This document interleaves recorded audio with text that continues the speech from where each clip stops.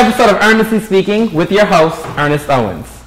So I'm happy you all are here. We're just so deep in this season this fall. It's been a really great experience thus far. We've talked about almost like everything thus far with this show. We've talked about, celebrity responsibility last week. Before then, we talked about colorism and all these different topics that are important social issues. But one of the things that I think we kind of meddle in with our topics, but we haven't, taken the time to talk about is about sex.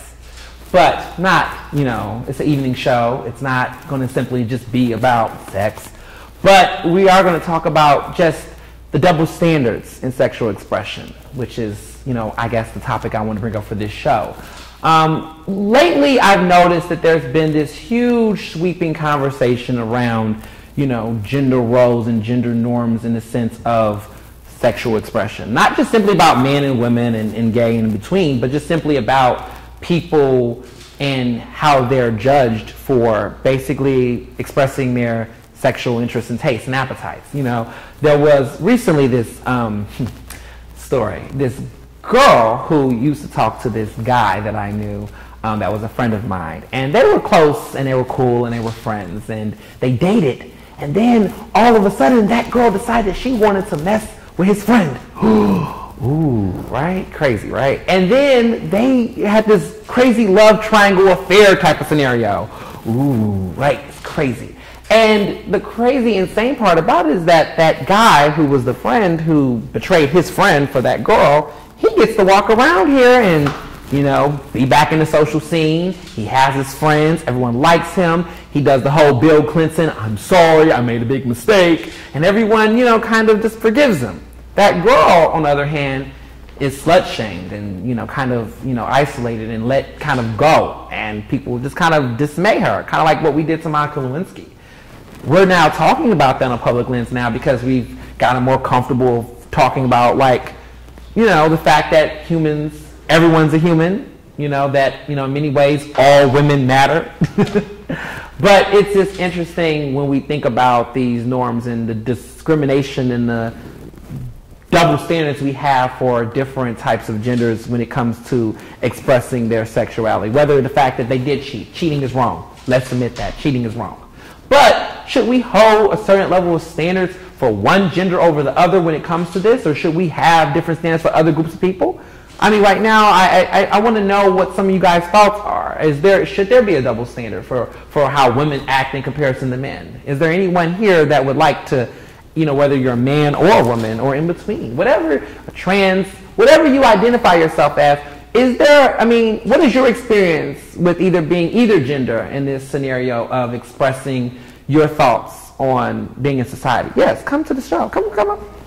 Yes, hi. I love your dress, by the way. The stars are so pretty. What's your name? I goes by Natalie, but my Chinese name is Julian. Okay. And where are you from originally? Shanghai, China. International here at Ernestly Speaking.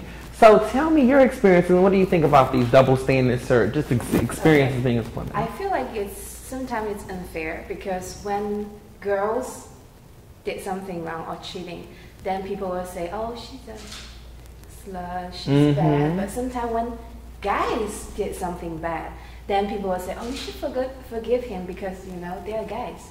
But to me, I'm like, we are all human, we are equal. Why we have to forgive guys if they're cheating on us? But girls are not acceptable to be cheated when in the relationship. Right. Wow. And do you have any personal experiences yourself where you could share? One of my friends, because her boyfriend went back his country, so they were kind of in the relationship, but actually they were not in the relationship. Oh, we know about those. Long distance. And then she went out with another guy and they had something. And then her boyfriend got to know later from one of the common friends. And then he decided not to talk to her anymore. But as I know, this guy is pretty popular. During their relationship, he always got some messenger or got some crazy girls chasing him around. But he would always say, oh, I like everybody, they're my friends. So he was a popular guy. Yeah, but to me, I always told my friend, you have to be telling him, do not give other girls space, or do not give other girls the chance to come to him and hanging out with him. That's not right, right? Right. Hey, thank you. Give her a round of applause. Thank you so much. I appreciate that. It's a lot to unpack here. Lots. So, it brought some memories and some thoughts to myself, when I was, out there in the streets. I do get your point. I think there is a double standard. When guys get around and, in this heteronormative space, for example, when they are out there talking to girls, they can have a lot of homegirls, right? They can have homegirls, and everyone says, that's good. Have a homegirl. You need to talk to girls, because if you don't talk to girls about these issues or connect with them on these issues, you won't understand the women that you're dating. Okay. You get into this point where you're thinking to yourself like, well, if that's the case, then what happens when a girl hangs out with a bunch of guys? The girl that hangs out with a bunch of guys, these are things that have been taught to me, and I say that's a part of the patriarchy, which is this sense that there is this male dominance where men rule and women drool.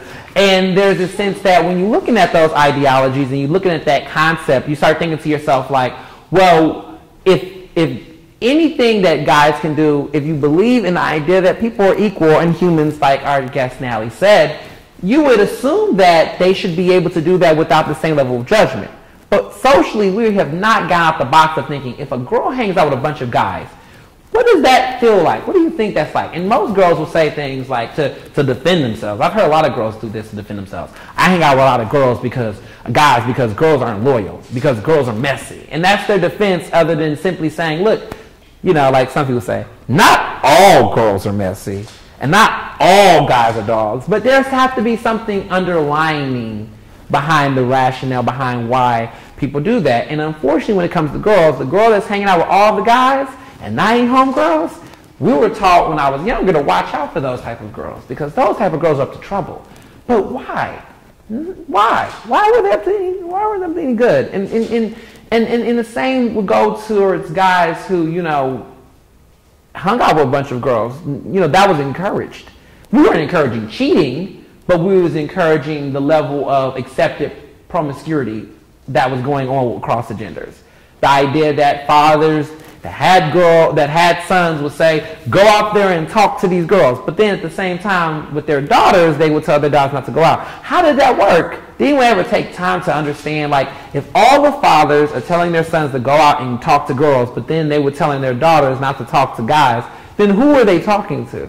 They were probably talking to me. No, I don't, it's no hidden secret. I don't talk to girls at all. I am gay and I'm in a relationship, and that's fine. But it's interesting that in many situations, no one ever took time to think about, people's situations and dialogues. And I'm just curious to know, within your own circles, if there's guys in this room, male testosterone, I know it's an intimidating space.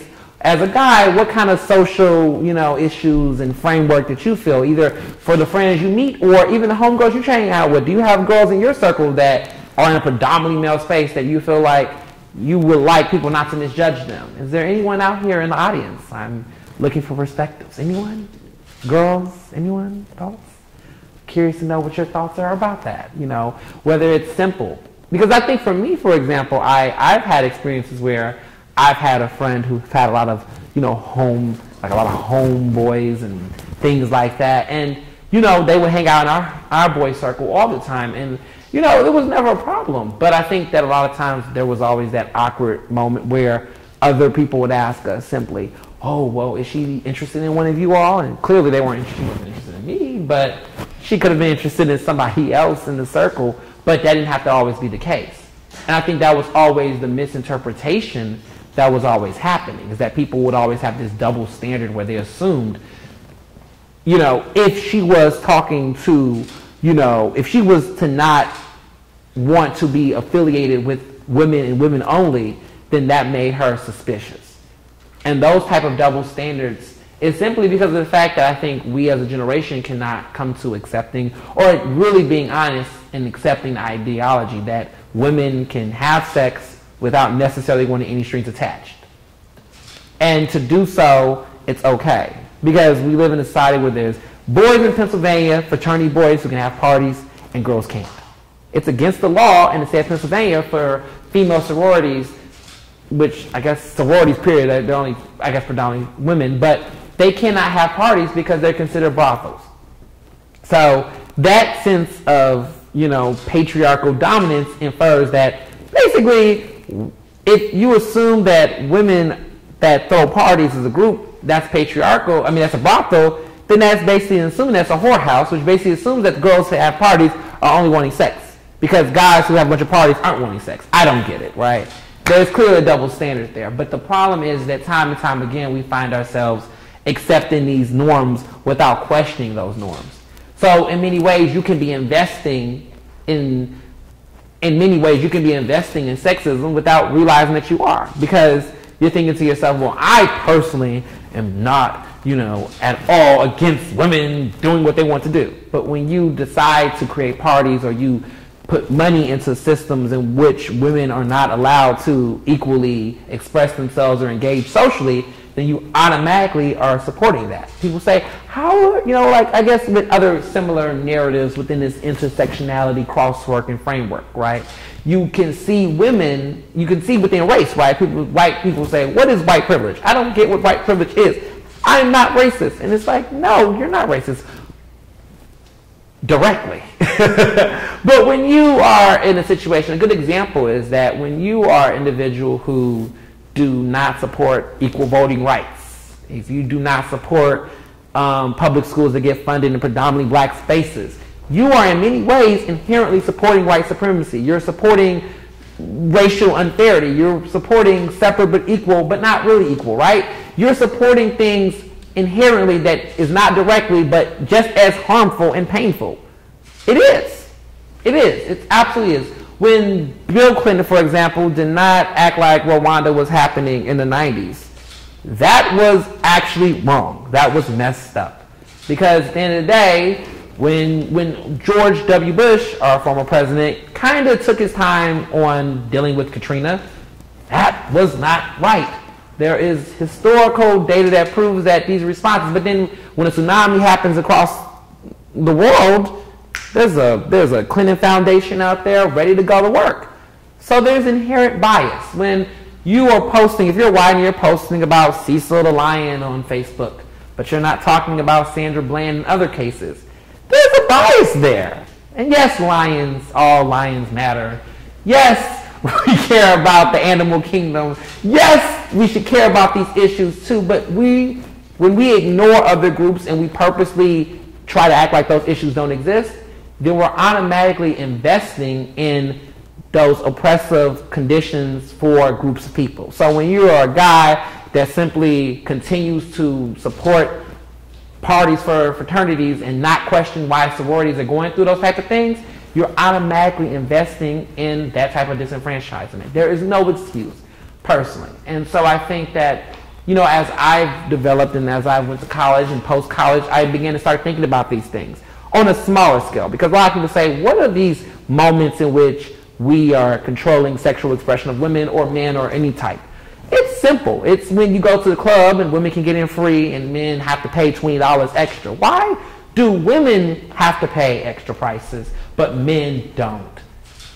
And especially when you're trying to go to a quote-unquote straight club as a gay guy. Because for me, I'm like, I'm bringing the girls, or at least I'm coming with the girls to be safe, I suppose. I don't know. I'm coming with the crowd. And sometimes I would tell the coach, when I was in college, and this is a horrible, nasty thing I will completely admit to now, I used to come with about 4 or 5 girls that were straight and come with them and would try to negotiate prices like I was a slave owner.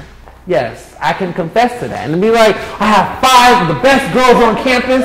You cannot deny this. Like, I should get in free. I don't want any. I'm bringing girls.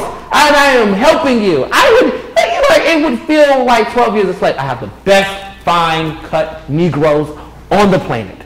They are right here. They're strong. They're the best. This should be enough to warrant me entry into this club. That cotton club, whatever you want to call it. I felt that I was in many ways inherently doing that without realizing it, because the social norms in my environment, my campus, had ratios. It was like the 5-to-1 ratio, all this nonsense. And then I realized that I was participating inherently in sexism.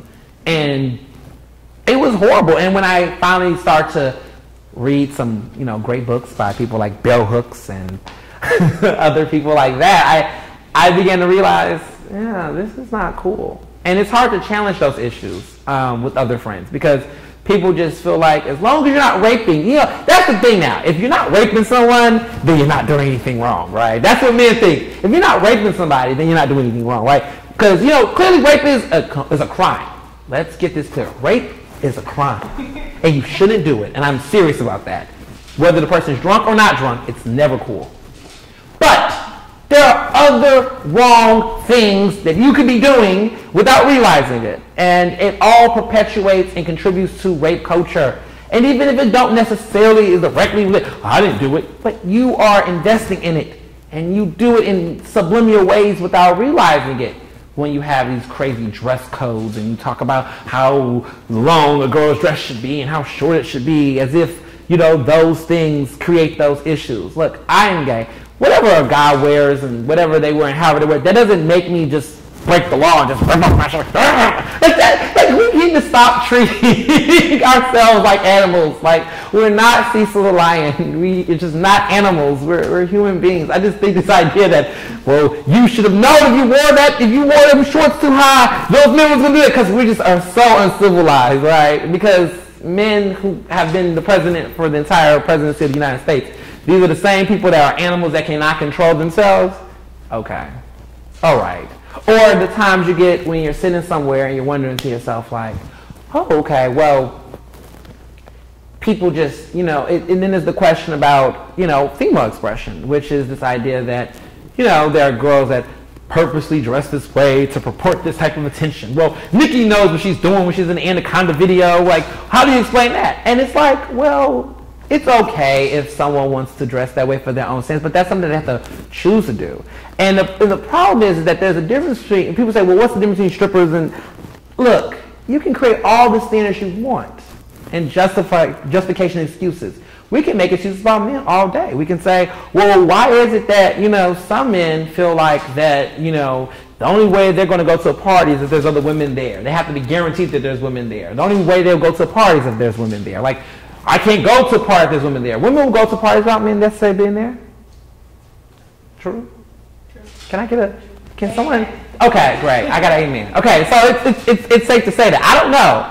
Most girls I know are fine with that. It's okay to go to a party. I mean, and if they want to go to a party and meet guys, it's fair. Everyone wants to meet or girl, whatever they want to do, it's fine. I think it's fair. But there's this part of me that feels as though there is this growing sense of, I don't know. I think it's annoying when I see other girls criticize other girls about, how they dress. Not to say that some people don't push the envelope. There's a difference between being professional and there's a difference between being yourself. And I think a lot of times, even in my male circles, I think the standards in which we hold people to is kind of harsh, because if a girl goes out and goes to a party, the scrutiny on her and how she decides to dress is a lot higher than what guys wear. Guys can run around here all day with their shirts off, or wear a shirt that's ripped, or have that. I could easily walk on TV and just walk like this on the show. I can do this all day. No one's going to say anything, right? I mean, except for my boyfriend probably. But no one's going to say anything if I decide to walk on the show like this. This is completely fine in most places. And most of the women that will critique, most people that will critique me would be women that say, you got your shirt all out, right? Put your shirt up. Most guys, depending on the mood, they won't probably say anything. They'll probably tease me later about it, but they won't mind. Let a girl get on this show with no bra and have it out like this with a cleavage. And automatically, it's going to be, you looking for something. You looking for trouble. Kind of like the same way, like a slave owner. You looking for trouble, boy. You out here looking for trouble, out here walking in these streets by yourself. It's the same thing. It's still slavery. I think it's slavery. I think it's inherently the same. I think the same nature and possession that people have towards other people is complete slavery. But I want to get your thoughts. Men in this room, any male representation in this room that have a thought on this, historians, social thinkers, academics, Ivy League students, I'm curious to know your thoughts. Give me some input. Tell me your thoughts. You? Yeah? Thoughts? Scared? Yes, scared. No men in this room want to talk, ladies and gentlemen, on this show. male audience here. Scholars, academics, communication studies, historians, people with stories. A man, yes, come here. Tell me your thoughts on this double standards. What do you think? What are your experience with this whole entire episode thus far? I think a lot of people do need this needs to be something that more people talk about, especially like you go to Barbershop and just people just support the entire. They don't say rape is okay, but they're not. They can do more to combat the rape culture and the ideas that they have about women and their role, and it's just the idea of, again, possession of a woman, and she doesn't have control of herself. So in what sense do you, how do you define possession?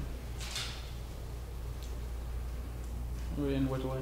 I mean, when people say, like, men, I guess, feel like they have possession of a woman, in what ways do you think that they have, they show that? They're entitled to her or her body or even her mind, what she thinks, her attitude, just everything out there. It's just a sense of entitlement. Sense of entitlement. So have you ever had those experiences? Heard those experiences? Have friends in your social circle? You said a barbershop? I don't associate with people like that. So. You don't? Oh, that's good. Great. Thanks. But this guy says he doesn't associate with people that's like that. It's fair enough. But sometimes even if your closest friends aren't like that, you do experience those spaces in your own settings. I go to the barbershop frequently, as you can see. And I go there and there will be every time, and that's the best place. If you really want to measure sexism, go to a barbershop. Go to a barbershop. If you're ever a woman who's ever walked in a barbershop, I always tell my homegirls, like, don't go in there. Don't walk in there. Wait by the door. I will come to you. I will give you my $20. Stop it. Like, I get so caught up in that because you see you see women go in every time it'll be that quiet moment. You hear that. I love my shoes right now. My shoes are from Aldo, and I walk in them, and they make that sound. It's that, everyone's talking. And then you hear that. You hear that click, and everyone's quiet. Everyone in the shop's quiet. Everyone's just doing the most, right? They're just Hey, Cunning, I'm like, you're gonna take my, hairline back. I'm gonna have a receding hairline if you won't stop. Like, it's just that kind of excessive thirst. Not excessive force, excessive thirst. Hashtag. I just know it's a lot of those type of moments where you get in those spaces and you see people just completely go crazy. And I just never understood, why. And then, what's funny is that it even makes me uncomfortable now when I see women walking, just being themselves, doing their thing. And now that has to be the new pass now. The new excuse is, I got a boyfriend. Every girl has to have a boyfriend now in order to get ignored. Like, I have to have somebody so you can leave me alone. Like, what does that sound like? You know what I'm saying? Like, if you, again, slavery. A slave is walking, hey, come here, I have a master. All right, you're someone else's property. I can't take you because you have to belong to someone else in order for me to care, right? That is annoying to me. You see most of the women, like, there was a time when I was walking, this guy was on crutches. Literally, on one foot, street harassing this woman that was walking to the station. And he's like, literally like, hey, where you going? I want to talk to you. And she's completely trying to act like she ignores him. So I'm saying, walking, and I see this. I'm like, she's not interested. And I'm talking on her behalf. She didn't say that. So then she says, I have a boyfriend. And he kind of backs off. But it's like, I don't think she had a boyfriend. If she did have a boyfriend, did she really have, does that make it okay not to talk anymore? This is annoying to me. Like, all these girls don't have boyfriends. But I've had friends who told me on purpose they've put a ring on their finger, they've bought cheap jewelry, they've done things like that to try to get guys not to flirt with them.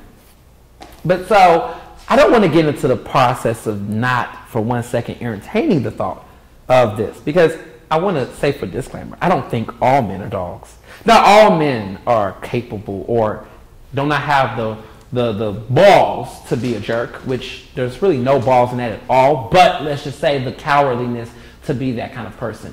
But I want to say that sometimes I feel like a lot of guys have to feel like they have to put that performance on. Like they'll just snap into it automatically. Like I've been in spaces where I went to coffee shops and chill with my friends and everything's good, and then when a couple other guys come or when someone else is around, all of a sudden they perk all up and they start doing the most. I'm like, that's not even you. You're not even that guy. Why are you acting like that? It's like, wait, you don't even talk like that. It's that type of logic that just, annoys me. And I think that, as we get on, I think solutions for my show, for the men watching my show, because men and women watch my show, and everyone watches my show.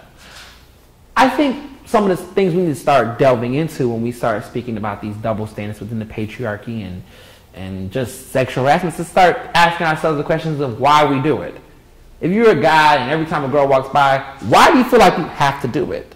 Do you think people are going to think you're gay? Which is not a bad thing. But if you want to think people are going to think you're gay if you don't do it, do you think that, unfortunately, if you choose to do it, that people are going to judge you and prejudge you? Or do you feel like you just have to do it because it shows how much a man you are? You know, the best way you can be a man is just to be yourself. I mean, it's not a performance. Being a man is not a performance. It's who you are, if that's who you identify as. You don't have to do anything more than just have a penis. You really don't have to do anything more. I mean, if you decide to procreate, pee, whatever you want to do, you already gotten that distinction. Because that's what women do. Women don't have to do anything more than just basically walk down the street. They're reminded they're a woman every day when they walk down the street, because they don't have to go through the same crap that men have to go through when they walk down the street. And clearly, if you're in that position by yourself, not having to be street harassed, you already know you're a man. So you don't have to even bother her, because she's already annoyed and irked already with the regular day-to-day nonsense that you're worrying about. Because you get to worry about wages and money and things that, she doesn't get as much as you do. But you don't realize that those types of scenarios do. And I think that we need to stop also, if I want to add, if I do say so myself, is that there has to be this moment where we have to stop telling other guys the only reason why you should stop street harassment, catcalling, sexism, because your mother it could be your mother, it could be your sister, it could be your daughter. No, what if it's none of this? What if you don't have a daughter, what if your sister's dead, or you don't have a sister, I don't have a sister, I'm not having a daughter, well maybe, who knows. I don't have a wife, and my mother can take care of herself. So at the end of the day, so let's eliminate that. Does that still make it any less worse for you to do those things? Right. You don't have to do them. It does not have to be a worst case scenario. Like, you don't have, we can tell people don't kill people because it's just the wrong thing, right? Don't harass somebody because it's not a good thing. Just stop. There's nothing more you can really say. It's like, it's a federal offense. You can lose your job. You can, be labeled a predator. All these things. It's just not worth it. It's just not worth it at all. And at the end of the day, other women, my side note to other women, help these other girls, these other women that you know. There's a difference between not being professional, but at the end of the day, we can all kind of help each other along the way, because that's how we become better people. And that's all I got to say about that. But thank you so much for listening to my show. Enjoy. And you can look at more episodes at ErnestOwens.com. Thank you.